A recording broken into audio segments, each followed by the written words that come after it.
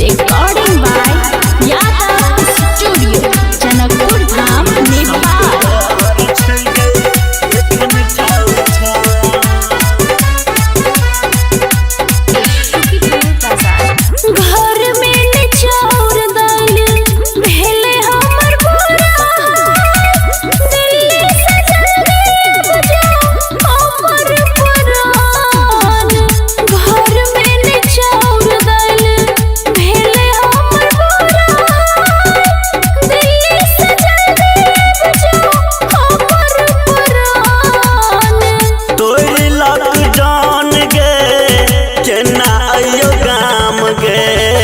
police के डर छै गए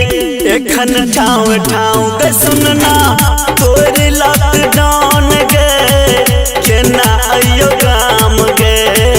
पुलिस के डर छै गए एखन ठाव ठाव पुलिस के डर छै गए एखन ठाव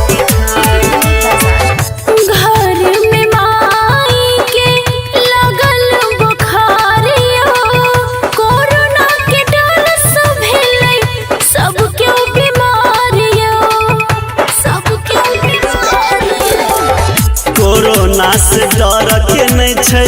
हिम्मत रख तू गे माई के डॉक्टर से करा तू इलाज गे पैसा कौड़ी बिना कोना होते राजी जल्दी से पैसा लगा आए बुझाओ जान ढवा कौड़ी बिना कोना होते राजी जल्दी से पैसा लगा आए बुझाओ जान तोरे लॉकडाउन गे केना आयो गाम गे पुलिस के डर छै गए एखन ठाव ठाव के सुनना तोरे लॉकडाउन गे केना आयो गाम गे पुलिस के डर छै गए एखन ठाव ठाव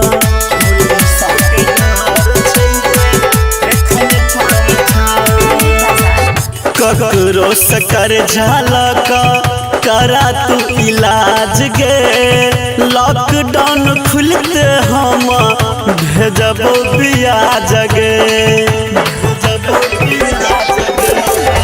कोई ककरो कर्जा नहीं दे है कोरोना काल में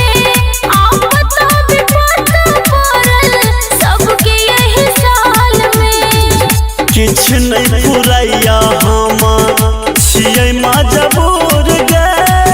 कोरोना कल गई सबके जिंदगी बर्बाद असगर हम की करिए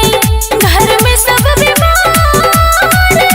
दिल्ली से आए बचाओ सजन हमार तोरे लॉकडाउन गे केना आयो गाम गे पुलिस के डर छै गए